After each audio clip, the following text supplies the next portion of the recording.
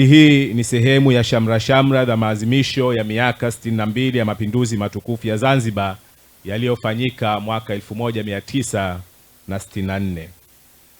Kadhalika, nitumie hadhira hii kumshukuru kwa moyo mkunjufu Mheshimiwa Daktari Hussein Ali Mwinyi, Rais wa Zanzibar na Mwenyekiti wa Baraza la Mapinduzi, kwa kuzitaka taasisi zetu zote za serikali kupanga na kutekeleza miradi ya maendeleo yenye matokeo chanya kwa wananchi wa Zanzibar.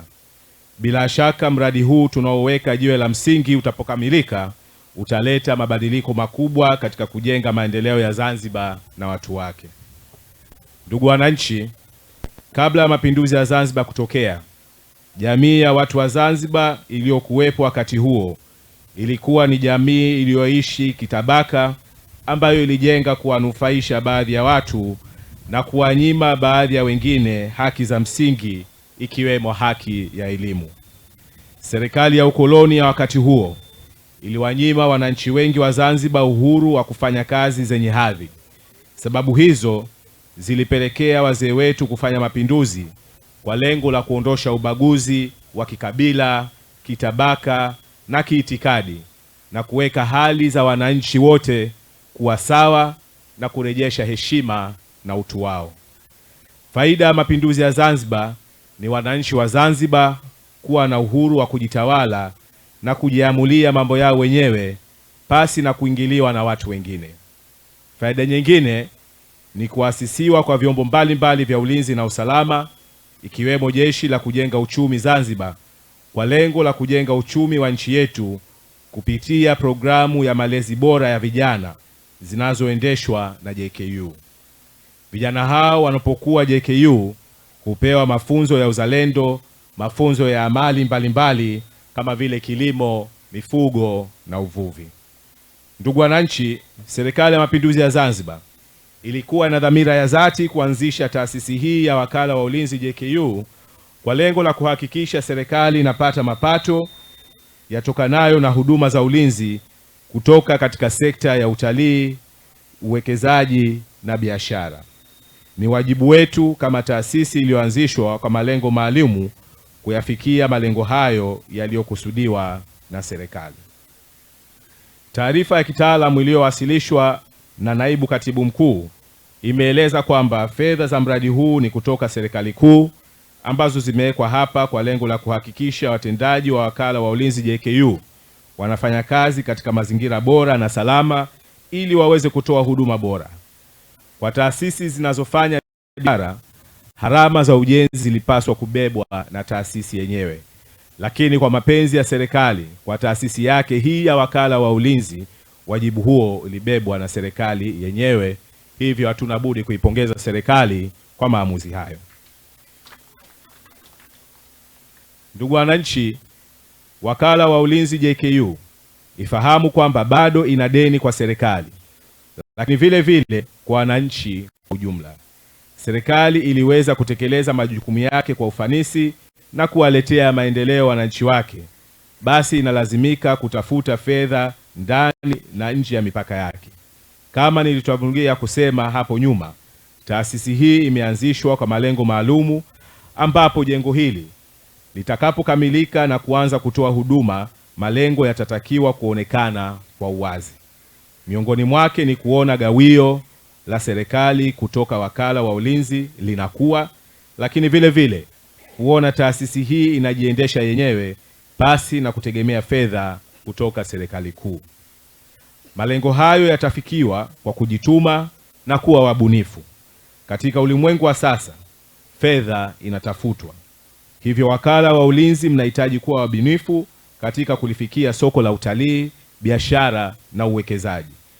Natambua kwamba mna malindo mengi, lakini malindo hayo mengi ni ya taasisi za serikali ambazo zimekuwa na changamoto ya kufanya malipo na kusababisha mzigo kubwa kwa uendeshaji wa wakala. Wakati umefika sasa wa kujituma na kuwa wabunifu ili mtoe huduma zaidi kwa sekta binafsi kama vile sekta ya utalii, sekta za biashara na uwekezaji, ili kupata fedha za kutoa gawio kwa serikali ambalo litakwenda kuboresha huduma mbalimbali za kijamii na kiuchumi. Niendelee kuwashukuru mafundi wetu kwa hatua nzuri waliofikia kwenye ujenzi huu na kuwashukuru wale wote ambao kwa njia moja au nyingine wametoa msaada katika utekelezaji wa mradi huu. Na kama tulivyoelezwa hapa kwamba mradi huu unatekelezwa na nyinyi wenyewe kupitia consultant wa JKU. Munaendelea kujipambanua vizuri sana na niwapongeze sana kwa hatua hii ambayo mmefikia. Leo hii mmeweza kutengeneza jengo hili. Sina shaka kwamba hapo mbeleni mtaendelea kutanua wigo na kuongeza uwezo wenu wa kuweza kujenga miradi mikubwa zaidi ya kimkakati kama vile mabarabara, madaraja, viwanja vya ndege na miradi mingine ambayo itakuwa inatija pana kwa taifa letu. Naamini kwamba safari hii ambayo umeianzisha ni mwanzo tu, lakini mtakuwa mna malengo makubwa zaidi ya kufika mbali zaidi ya kuweza kusimamisha magorofa ya kimkakati.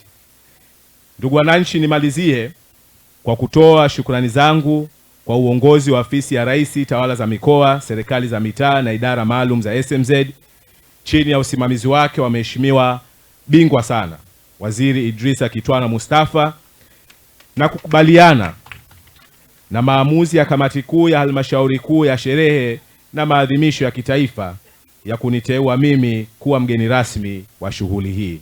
Nasema asanteni sana kwa heshima hii kubwa mlionipatia. Nashukuru. Nimefurahi sana kujumuika nanyi na ninapongeza maandalizi yenu ya kunipokea na kuiendesha shughuli hii kwa viwango vya hali ya juu. Aidha, tunapasa tena kumshukuru Mwenyezi Mungu kwa kumaliza shughuli hii kwa salama na amani.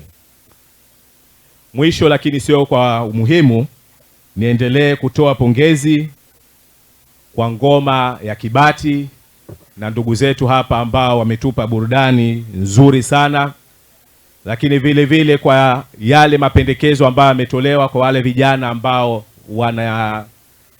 wanajitolea. Naamini ujumbe huo umefika na mtaufanyia kazi. Kwa kweli vijana wamejipambanua, sina shaka juu ya uwezo wao na huu mfano ambao wametuonyesha. Hivyo ni matumaini yangu kwamba na wao watazingatiwa katika maombi yao. Lakini vile vile nitoe shukrani zangu kwa kikundi maalumu cha Taarab ambacho leo hii kimetoa wimbo huu maalumu kwa niaba yangu. Kwa kweli nimefarijika sana na wimbo ule na maudhui yake, na ninawapongeza sana kwa hatua hiyo, na matumaini yangu kwamba nitombotoka hapa nitaondoka na hiyo rekodi mkononi ili niweze na mimi kuipeleka katika maeneo mengine ikasikike, hususan katika jimbo langu. Aidha, niwapongeze wasoma utenzi kwa kuhani vizuri utenzi wao na ujumbe na maudhui ambao wameweka hapa. Tunawashukuru sana kwa hilo. Lakini kipekee nimshukuru sana mwalimu wetu ambaye ametusomea dua hapa na kutufungulia tukio letu hili kwa sala na maombi. Tunashukuru sana kwa huduma yake. Naomba sasa kuchukua fursa hii kwa heshima na taadhima kutamka kwamba ujenzi wa jengo la makao makuu ya Wakala wa Ulinzi JKU nimeliwekea jiwe la msingi leo tarehe 5 Januari 2026 katika maadhimisho ya miaka 62 ya mapinduzi matukufu ya Zanzibar. Asanteni sana kwa kunisikiliza.